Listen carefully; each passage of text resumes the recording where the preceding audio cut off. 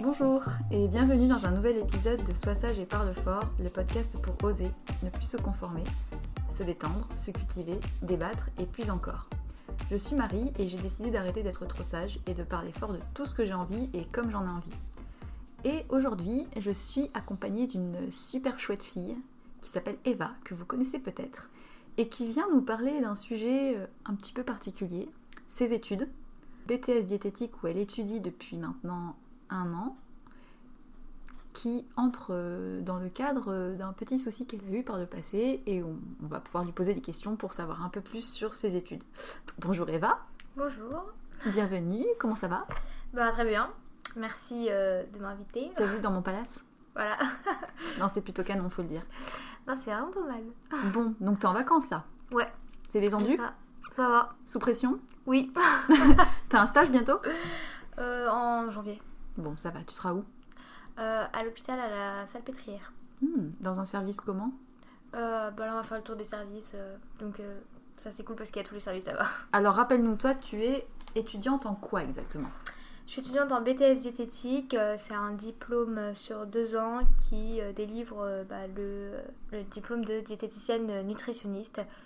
Et je peux tout de suite, par la suite, je pourrais tout de suite être diététicienne. Avoir voilà. ta plaque et voilà, ton petit... ma plaque, c'est ça. Mais en fait, tu peux très bien ne pas être en libéral et être embauchée quelque part dans des hôpitaux, tout ça. Ça fait longtemps que tu veux faire ça ? Franchement, quand j'étais en 3e, je voulais faire médecine pour faire nutritionniste. Ah oui, donc déjà, c'est un petit peu orienté oui. bouffe. Ouais. Mais ça, c'est depuis longtemps. Et puis, quand je suis arrivée en terminale, j'en pouvais plus des sciences, j'en pouvais plus... Voilà, ça me saoulait. Et du coup, j'ai dit à ma mère, non, je veux plus faire médecine. Et du coup, et là, c'était la panique. Déjà, la panique du bac. Et ensuite, il y a la panique de qu'est-ce que je vais faire maintenant de ma vie. Voilà. T'avais fait quoi comme bac ? S. Ah oui, d'accord. C'est pour ça que j'en pouvais plus. Ah bah tu m'étonnes. Donc, on est allé dans des salons, dans plein de choses comme ça. Et puis un truc qui m'avait plutôt plu, c'était l'industrie agroalimentaire et tout ce qui était ingénierie dans ça. Mais ça m'a plu genre 2 semaines et puis après j'en avais marre aussi. Du coup, j'ai regardé d'autres choses et puis il y avait autre chose qui m'a plu, c'était une licence à la fac de Créteil, c'est du commerce international. Voilà, il y avait des voyages dedans, du coup ça me plaisait. Le truc qu'on dit souvent aux élèves, il y a du débouché, allez-y. Voilà, exactement. Et donc j'y suis allée pendant 1 an après mon bac. D'accord. Et ça m'a pas plu. Ah. Voilà, donc les cours j'aimais pas le système de la fac. Voilà, j'aimais pas. Trop de pression et puis peut-être c'était pas le coup de cœur. Pas assez de cours. Moi j'ai besoin d'aller en cours en fait. Genre, je regrette pas cette année parce que j'ai rencontré plein de personnes trop cool et t'as appris des choses. Même j'ai appris des choses vraiment intéressantes pour la culture générale et tout, c'était vraiment sympa. Mais voilà, ça me plaisait pas, je voyais pas ce que je pouvais faire avec. J'avais plus envie et j'avais vraiment encore cette idée en tête de la nutrition. Ouais. C'était pour aider ou c'était plus par intérêt personnel ? Non, c'était vraiment pour aider parce que quand on est malade, quand on est anorexique, je veux dire, on la connaît par cœur la nutrition. Enfin, alors attends, on va un petit peu recibler. Ça veut dire que toi, par rapport à l'alimentation, ça faisait un moment que t'avais un petit souci ? Ouais, depuis fin de 3e. Est-ce que tu penses que c'est pour ça que t'avais commencé à vouloir aller dans cette branche ? Ouais. Bah ouais, je pense parce que si j'avais pas eu ces problèmes-là de troubles du comportement alimentaire, et si je n'étais pas allée voir une diététicienne, peut-être que je ne saurais même pas que ce métier existe. Ben ouais. Voilà. Et donc j'aurais jamais eu l'idée de faire ça. Mais comme je disais, moi je pense que c'est vraiment notre parcours qui nous construit, c'est nos expériences et notre vécu qui font qu'on a envie de faire telle ou telle chose. Et ça, ça m'a... Ça a influencé ton choix d'aller vers ce BTS finalement après une année où t'étais peut-être pas convaincue. Voilà, mais après je suis contente aussi d'avoir fait cette année pour être sûre que je vais faire ça. Parce que du coup, là, t'as validé ta première année et il te reste encore donc un peu moins d'1 an. Voilà. Et après, tu seras officiellement diététicienne. Et exactement. Alors, qu'est-ce que tu ressens après cette première année faite ? Est-ce que tu avais des appréhensions avant de commencer ? Un petit peu, mais pas tellement. Parce que franchement, j'étais assez sûre de mon choix. Ouais. Genre, c'est vraiment ce que je voulais faire. Et je suis vraiment contente, vraiment, de m'être lancée là-dedans. Et d'avoir cru en toi. Parce qu'il y avait sûrement des personnes qui t'ont dit « Ah, c'est n'importe quoi, t'as des TCA, tu peux pas faire ça. » Voilà, oui. Il y a qui était contre quel type de personne ?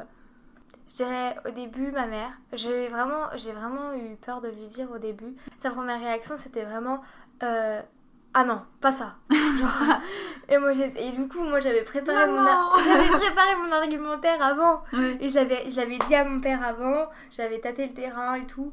C'est vraiment ma mère, c'est celle-là où j'avais le plus d'appréhension de lui dire. Et bon, bah, j'ai sorti mon argumentaire.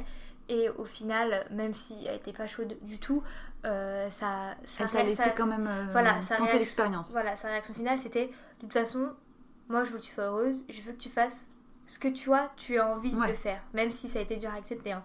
Et au final, bah, du coup, je me suis lancée et je le regrette pas du tout. Et... Mais est-ce que tu étais peut-être à un stade où elle savait qu'elle pouvait te faire confiance ? Parce que je pense, enfin, tu vas me dire peut-être que je me trompe, mais quelqu'un qui a souffert ou souffre de TCA, il y a différents stades et tu peux pas te permettre d'aller donner des conseils à des gens si toi-même tu peux pas déjà les appliquer. Enfin, tu peux pas. Enfin, voilà, faut être déjà quand même. Ah oui, moi je pense vraiment qu'il faut avoir un certain recul déjà sur la maladie. Il faut vraiment déjà savoir prendre de la distance sur tout ça.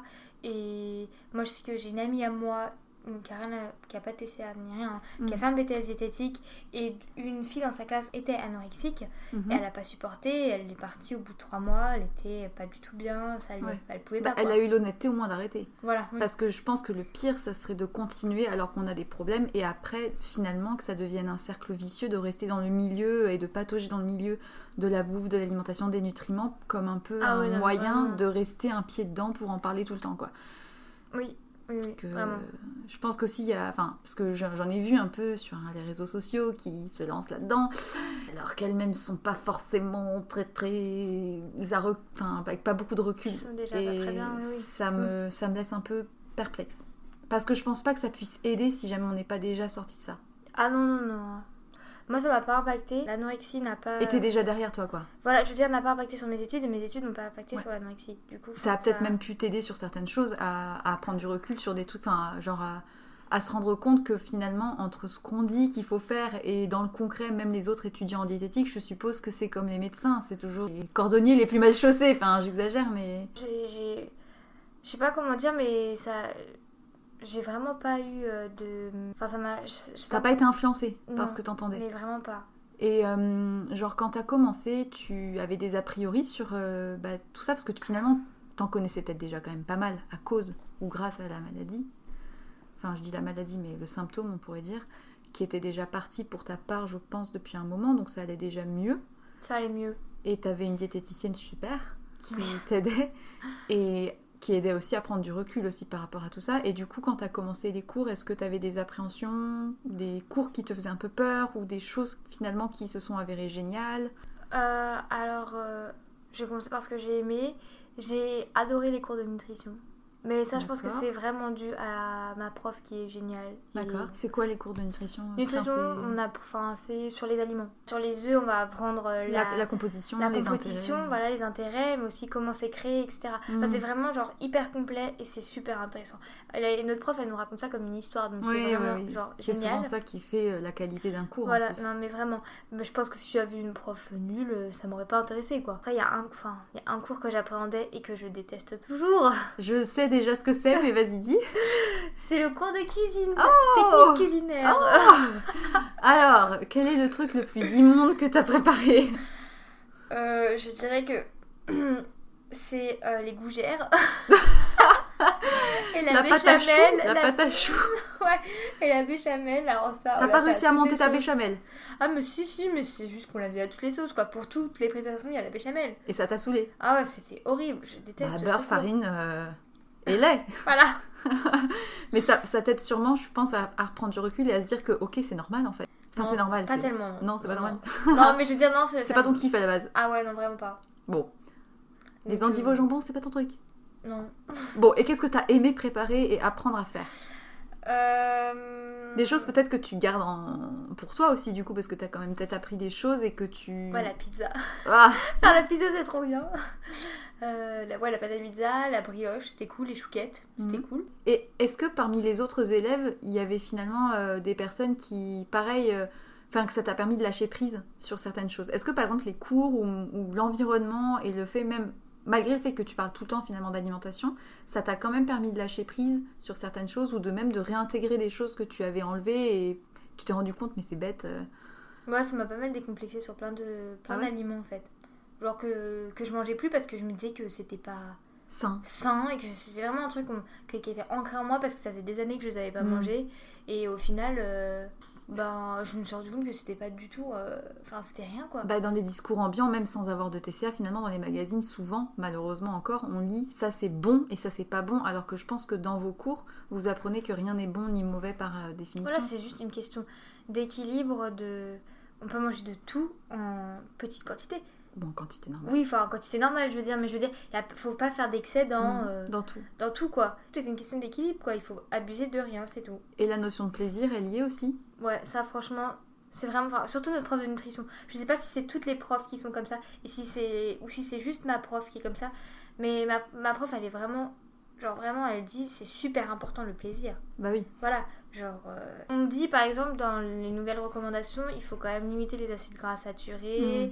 Et du coup, on privilégie les margarines au beurre, par exemple. C'est un exemple.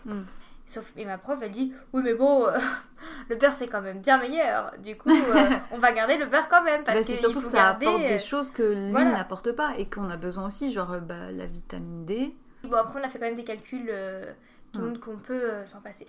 Mais elle part vraiment sur le principe qu'en France, on mange du beurre et que c'est bon. Et que du coup, c'est juste une question de dose. Voilà, parce que c'est une question. Oui, c'est une question de dose, mais c'est parce que c'est bon et on va pas s'en priver. Voilà. Juste parce que on peut manger autre chose à la place qui est peut-être meilleur. Ou pas, mais le beurre, c'est vraiment un truc qui a été depuis toujours dans l'alimentation des Français. Et c'est mauvais finalement. Ce qui est mauvais, c'est de supprimer des choses ou des catégories pour des mauvaises raisons. Oui, voilà. Je me rappelle de ma diète, que tu connais, qui me disait on ne mange pas des calories, on mange du plaisir. Et je trouve que c'est important en tant que diététicienne de transmettre ça parce que malheureusement il y a eu des gourous de la nutrition genre Ducamp qui ont influencé dans le mauvais sens plein de gens et qui ont développé ensuite des troubles alimentaires. Ah bah oui, les glucides c'est la mort, mais depuis quand Alors que c'est la base de l'alimentation. Depuis quand et où les glucides interdits le soir, les choses comme ça qui sont totalement absurdes. Et dans un sens, ça t'a fait peut-être du bien de réentendre certaines choses. Oui. Même si tu les savais. Oui, de voir qu'on peut manger de tout. Quand on calcule des rations, quand on élabore des menus et qu'on voit qu'il y a de tout dedans, voilà. C'est... Et puis c'est une indication parce que quelqu'un à qui tu fais un plan ou qui a un plan, c'est plus une ligne de conduite dont il peut dévier et que c'est plus un équilibre sur une semaine ou sur un mois. Oui, voilà, et on se base vraiment sur les goûts et les aversions. Chaque personne est unique et du coup, on se base vraiment sur ses goûts, quoi. Et est-ce qu'il y a des pathologies qui t'ont beaucoup intéressée par rapport... parce que je suppose que vous étudiez aussi des cas particuliers où les personnes ont des maladies qui font que elles ont des choses qui leur sont plus ou moins contre-indiquées. Est-ce qu'il y a des choses qui t'ont intéressée particulièrement comme type de pathologie à traiter ? En fait, les pathologies, on apprend ça en 2e année. Ah, voilà, donc c'est on a maintenant. commencé cette année. Mais franchement, moi j'adore. Et là, pour l'instant, on a vu les régimes mixés et liquides. Ça, c'est pas très intéressant. Genre en cas où t'as un dentier à la place des dents, quoi. Voilà, ou si tu fais des fausses routes, des choses comme ça, quoi. C'est pas très glam. Voilà, c'est surtout pour les gériatries. Des fausses routes. Genre tu t'étouffes, ça va dans le mauvais tuyau. D'accord, merci Eva. Tu fais des fausses routes. Tu fais des carrés. Oui, voilà. Oui, c'est vrai que c'était pas très clair. Mais qu'est-ce qu'on a vu ? On a vu le régime sans gluten, par exemple, pour la maladie cœliaque. T'en penses quoi de ça ? Pour la maladie cœliaque. Voilà, penses quoi ? Alors vas-y, critique un peu. Qu'est-ce que tu penses de la mode du sans gluten ? Supprimons des aliments. Qu'est-ce que tu penses du fait de... Déjà de supprimer une catégorie d'aliments ou de supprimer pour des raisons... pas médicales. Voilà. Vraiment, on apprend que c'est le régime sans gluten, c'est la suppression définitive et totale du gluten. Oui, de la protéine du gluten. Voilà. Quand on est malade, quand on a la maladie cœliaque. Alors j'ai entendu dire en plus que si tu as tendance à supprimer ça, tu le supprimes pendant un long moment, tu détruis l'enzyme qui est responsable de sa digestion et que souvent en fait... Après en réintégrant, c'est là où après t'es... du coup t'as mal au ventre quoi. T'as mal au ventre, oui. Alors que souvent c'est peut-être des déséquilibres qui sont genre le stress ou des trucs un peu extérieurs ou tout simplement... Je pense que c'est surtout le fait qu'il y a de plus en plus de choses, de produits industriels qui sont raffinés et qui... qui sont... Enfin, par exemple, le pain en soi, si tu l'achètes chez le boulanger et qu'il est bien... que la fermentation s'est bien faite, il a été prédigéré par les enzymes en fait Voilà, à l'intérieur et par les bactéries de fermentation. Et du coup, normalement, il n'y a pas de problème de digestion. Mais c'est clair que si tu vas acheter ta baguette qui est pas du tout reposée chez Carrefour ou chez je sais pas où, ou Et le si pain t'en manges 3 tonnes par industriel, jour, tu finis par voilà, avoir mal au c'est bide. normal d'avoir mal au ventre. En gros, revenir à des choses simples et se faire plaisir. Voilà. Et ne pas enlever de choses sans, en tout cas, indication médicale Ouais, qui c'est le ça. dit clairement. Parce que hier, je regardais une émission qui parlait du sans gluten, marketing ou pas. Et en gros, maintenant, il y a même des tests. Tu payes 200 balles pour savoir si tu as l'intolérance ou quoi. Et même ça, en fait, c'est pas une prise de sang réelle. Et c'est des arnaques, quoi. Et ça fait peur de se dire que n'importe qui peut être victime d'arnaques de ce style. Enfin... Mais surtout quand on voit les produits sans gluten au final qu'on peut acheter pour remplacer les produits avec du gluten, enfin sans gluten, genre la marque Cher, là, tout ça, enfin tous les produits qui remplacent... Le truc genre Gerblé... Non, ouais, mais ça c'est avec du gluten, mais je parle... Non, mais ils ont fait l'équivalent. Ah oui, voilà. Les Enfin, gammes oui. qui remplacent. Ouais. Enfin bref, on a bien vu qu'au final c'était beaucoup moins sain. Les produits, par exemple le pain sans gluten, Ils rajoutent plein de... ils rajoutent de l'huile, du sucre, des choses pour que ça se tienne, pour que ça ait une texture de pain. Ouais. Et au final, c'est beaucoup moins Alors sain que que si de tu manger du veux- pain, le pain qui est fait avec Ouais. de la farine et de l'eau, quoi. Et Bon, du sel. après, malheureusement, il y a ceux qui sont vraiment allergiques et pour le coup, bon ben, Bah oui, bah ils là ont on pas peut le choix pas que de faire faire. attention. Ouais, bah là clairement on ne peut pas. ça doit être un Mais on peu- peut très bien manger aussi. Il Du riz. y a tellement, oui voilà, des aliments de base qui sont de base sans gluten, naturellement sans gluten, il y en a un paquet. Mm. On a vu au moins 10 céréales qui sont sans gluten. Mm. Du coup, on n'a pas forcément besoin C'est clair. d'aller chercher des pâtes sans gluten, Enfin, bref. Et parmi les stages que tu as fait, sinon, il y en a un qui t'a plu particulièrement, ou moins que t'as pas du tout aimé. J'avais 2 stages en restauration collective de 4 semaines. Ça m'a pas du tout plu, mais... Quel est le rôle d'une diététicienne dans ces cas-là? Bah, souvent c'est dans les cantines, du coup ils élaborent les menus, il faut attention que les menus pour les personnes soient bien respectés, que ça suit bien Un protocole. un protocole, tout ça, d'hygiène, tout ça. Bon, Ouais. du coup, moi, C'est ça surtout au m'intéressait niveau pas trop. préparation, hygiène, etc. Mais c'est Ouais, pas c'est du cas hygiène par et cas. qualité quoi. Après j'ai eu un autre stage dans une start-up Funky Veggie, Ah oui. voilà, et ça c'était vraiment trop cool. Donc là, c'était plus le côté finalement industrie agroalimentaire qui te plaît. Enfin, Voilà, là c'était plus la Société. déjà j'ai pu vraiment voir comment... Parce que les startups, pour se faire connaître, la communication c'est super important. Et du coup déjà je me suis rendu compte que la com, j'aimais bien ça. ouais. Et là on a créé un e-book, on a créé des recettes, on a créé des menus de... Enfin bref, c'était vraiment trop cool. C'était bien. Ouais, ça m'a vraiment plu. À l'heure actuelle, est-ce que après cette année et demie d'études, tu ressens que tu progresses sur le plan personnel grâce à ces études-là aussi? Je sais pas si je suis très claire. Pas trop. En fait, est-ce que par exemple, le fait d'être en cours de diététique en permanence, ça te fait pas trop penser à ça? Et est-ce que ça t'empêche pas d'avancer sur le plan du trouble alimentaire? Non, je pense pas. Non, je pense pas parce qu'au final, je pense on va dire à l'alimentation mais des autres, pas de la mienne du coup. D'accord. Ouais, du coup, j'y pense pas plus ou moins que...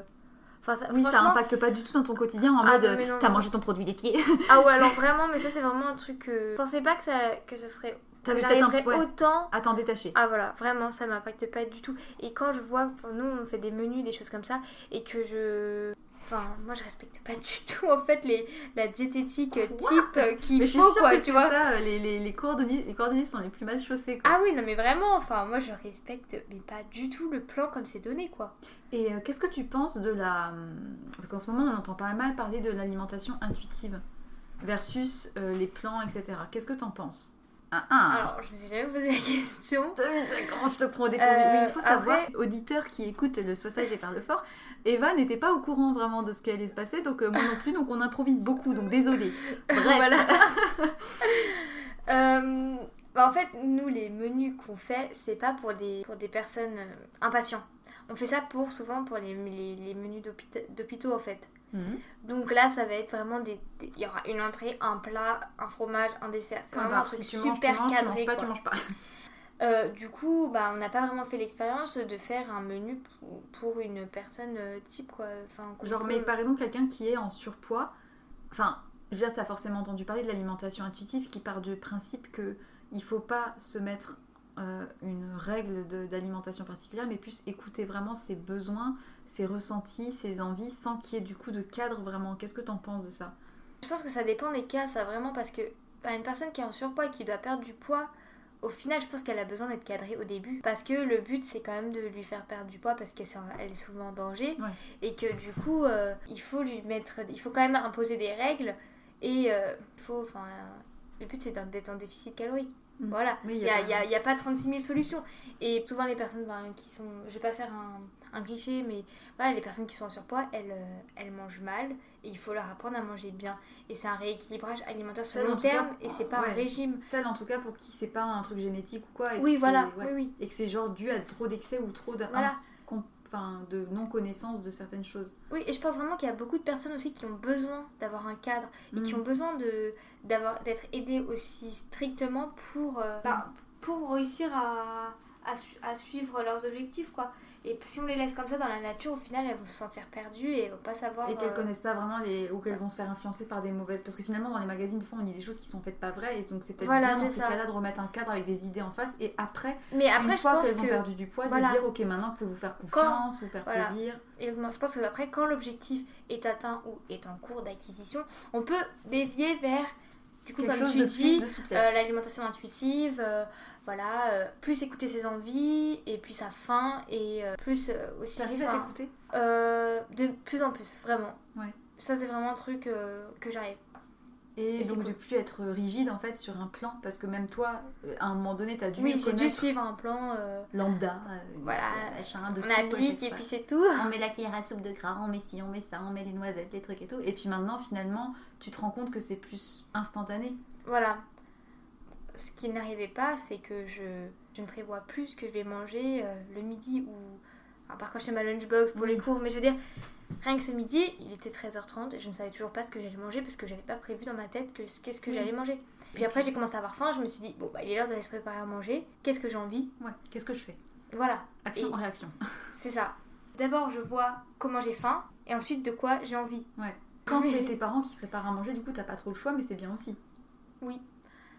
En fait, ça fait vraiment un poids en moins de pas me dire qu'est-ce que je vais manger ce soir. Oui. Tu verras quand tu vivras seule. Oui. Faudra que tu te fasses envoyer les plats par maman. Ouais, c'est ça. Est-ce que tu as un conseil à donner aux personnes qui aimeraient faire ces études ? Je dirais qu'il faut quand même avoir une certaine distance avec... un certain recul sur la maladie, déjà. Donc en fait, quelqu'un qui serait malade, en tout cas, tu recommandes qu'il soit déjà guéri ? Pas forcément déjà guérie, hein, parce que moi j'avoue que j'étais pas guérie, je peux pas me dire que j'étais plus malade quand j'ai commencé ces études. Mais un poids sain en tout cas. Voilà, déjà de pas être en danger, de pas être au moment de la chute libre quoi, et au moment au fond du trou quoi. Ou encore un peu fragile. Voilà, quand on est fragile faut pas faire ça parce que je sais pas comment j'aurais réagi, mais peut-être ça peut être être nocif un peu. Puis ça peut être la maladie qui a envie de parler de ça. Voilà, exactement. Et c'est aussi, il faut être sûr que c'est pour les bonnes raisons qu'on a envie de faire ça. Et que c'est pas juste parce que j'ai envie d'en connaître pour ma culture personnelle. Bien sûr. Voilà. Je faisais pas ça pour en savoir pour moi parce qu'au final, on considérait que ce que je savais, ça me suffisait quoi. Oui, c'est sûr. Voilà. Que pour moi, pour mon alimentation, ça me suffisait. Je faisais ça parce que j'avais envie d'aider les autres, parce que ça m'intéressait. T'as envie d'être dans l'aide. Voilà. Et donc du coup peut-être communiquer sur des bonnes pratiques et des choses un peu plus plaisir. Oui, voilà. Donc, et parce que aussi je vois bien, même s'il y a des personnes qui sont dites diététiciennes dans les magazines, qui créent des régimes, je suis là, mais allô, comment peut-on faire un régime à 1200 calories ? Voilà. On nique son métabolisme. Voilà, déjà, de 1. Alors que réaugmenter, on sait que c'est finalement... je sais qu'il y a des personnes obèses qu'il faut faire manger plus pour qu'elles perdent du poids parce qu'en fait elles ont trop ralenti leur métabolisme et manger plus. Elles se sont tellement privées, elles se privent et au final elles perdent plus quoi. On peut être obèse et dénutrie. Hein. Ah ouais ? Ouais, des carences en protéines, des carences en vitamines, tout ça. Moi je sais que ma grand-mère, elle est vraiment en surpoids et elle est dénutrie. Elle est dénutrie. Parce qu'elle mange pas équilibré, parce qu'elle mange peut-être pas suffisamment et elle mange peut-être pas assez de protéines qui fait que tu perds du muscle mais tu perds pas du gras et du coup t'as un mauvais équilibre. Faut que tu soignes ta grand-mère. Voilà, c'est ça. Et comment tu te vois dans un an après ce BTS ? Est-ce que tu comptes t'installer à ton compte ? Je vais continuer mes études, c'est sûr, parce que je me sens pas prête à... Je trouve que je vais avoir 20 ans et je trouve qu'on n'est pas très crédible en fait. C'est pas facile en plus d'être devant des gens qui viennent te dire... qui ont 40 ans et qui viennent dire je vais faire un régime, je viens d'accoucher ou quoi, et toi t'as 20 piges et tu t'es là, alors c'est pas facile. C'est ça. Mais par contre, même en continuant mes études et parallèlement à mes études, mettre à mon compte en faisant des Du consultations freelance à domicile, en FaceTime, dans un café, Ouais. ou alors aller aider les personnes à faire leurs courses pour leur Ça, apprendre. c'est une enfin, bonne idée, ouais. Puis ça permet de continuer à garder tes acquis. Exactement. De Et parce ton que c'est ce que BTS. j'aime au final, c'est ce que j'aime et que j'ai envie de le faire. Et c'est juste que tout de suite m'installer en libéral dans un cabinet, je me sens pas prête. Voilà, c'est juste, je me sens pas prête. Et donc, tu vas te tourner vers quelque chose d'autre? Ouais, je vais. Tu veux en C'est parler ou pas? Non, mais c'est pas sûr à 100%, et c'est pour ça que j'ai pas déballé 20 ans sur le sujet. Hein. Ouais. Mais je vais sûrement faire des études de communication. Qui serait complémentaire avec ce que tu fais, ce Exact. que tu étudies. D'accord. Un mot pour la fin, qu'est-ce que tu... Pour la fin, le jeu de mots. Qu'est-ce que tu dirais pour conclure? Est-ce que tu as envie de dire quelque chose aux gens qui nous écoutent et qui sont peut-être gourmands ou pas, ou qui savent pas quoi faire à manger ce soir? Fais-toi plaisir, vas-y, c'est ton moment, vas-y, donne tout. Non, mais je voulais juste déjà redire que si vraiment on a envie de faire ses études et qu'on ressent vraiment l'envie de le faire, bah il faut suivre cette envie parce que c'est génial et que moi j'adore mes études vraiment et que je ne regrette en aucun cas d'avoir commencé ça. Que clairement, Un conseil alimentaire. bah faites-vous plaisir quoi. Ah non ouais. vraiment, le J'aime, plaisir je sais. c'est avant tout, même si c'est pas sain. Et bah c'est pas grave. Donc on peut manger du chocolat Milka?